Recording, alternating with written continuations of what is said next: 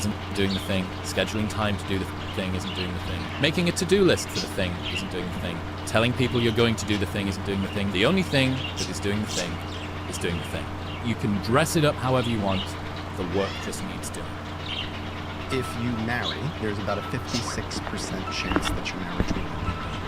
What percentage of marriages do you think actually fail? If we consider failure staying together miserable for the children or staying together for financial, economic reasons, and then we add that to the 56% that end in divorce, it would be very hard to track that. I think it's generous to think it's another 20% probably. Think about what that adds up to. That means that you've got something that fails 70, 75% of the time. That is more likely than not to cause significant harm in your life. So I think the statistic that's even more interesting to me is that 86% of people who divorce remarry within 5 years. So think about that. You've done this thing, it's failed, you've gone through this difficult process of having to undo it, and now within 5 years, 86% of people remarry. That tells you how important this is to us as humans. If you took 3 walks a week or more, you were 30% less likely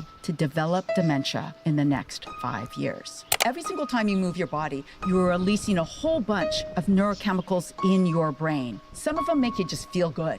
Serotonin, dopamine, noradrenaline, endorphins. Yeah, I feel good. If I go out for a walk, I feel better than if I had been sitting here for 8 hours. But the other thing that gets released every single time is growth factors. I like to call it a bubble bath of neurochemicals that happens every time you move your body. What that growth factor does is it goes directly into your hippocampus and it helps brand new cells grow. The biggest lie is that all food is safe. Not all food is safe. And a part of that lie is I can walk into my grocery store and it's already been vetted for my health. We have a category of food called GRAS, generally recognized as safe in our country. And basically what the FDA can do can put chemicals under this category when it hasn't been scientifically proven to be safe. They can repackage them and put them in this category of generally recognized as safe. The idea is that we have a innocent until proven guilty philosophy around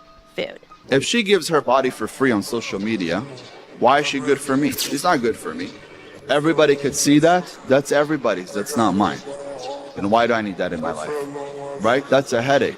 If I was somebody that's about a one-night stand, we could have a one-night stand. Maybe 2, 3, 4. I'll date you for a month or 2. As I'm dating another bunch of Instagram models. Shut down Instagram. They're all not models. Right? I interviewed a brain surgeon who'd done over 1,000 brain surgeries and studied the brain. And he's also a PhD in neuroscience. So he studies the mind and thoughts, and he was a brain surgeon. And I said, what's the #1 skill you feel like human beings should learn to master? And his answer was beautiful. He said emotional regulation. I was like, I 100% agree. Because if we don't have the power to regulate our feelings around a situation, an environment, something that happens in events, then that event has power over us as opposed to us over that moment. And if it has power over us to where we react so strongly, we need to ask ourselves, why am I so triggered? That's a wound somewhere. Where is that wound? And how can I start the healing journey? I'm not saying that things are going to happen in life and you're never going to feel something, but just not react and be overwhelmed emotionally to where it takes you away from your mission. Your attitude is the #1 thing that's going to forgive you. If you have a great attitude, you're going to be okay in life because you're going to be forgiven. If you got a great attitude, people will be willing to work with you because your attitude's solid. Yeah. Ask for a free coffee when you go to Starbucks. Oh, I love it. Just say, hey, can I have this for free? I don't know whether it escalates over time, but there's like weird stuff, things that you do to people in public, things that blah, blah, blah. It's trying to overcome that. Like, it's in your throat. Yeah, it's that embarrassment, it's that shame, it's that, well, what if they think, what? Yeah. What if they think what? Yeah. I'm going to ask for the coffee, and they're going to say no, and then everyone's going to laugh at me, and then I'm going to be alone, and then I'm going to be unsheltered, and then I'll be dead.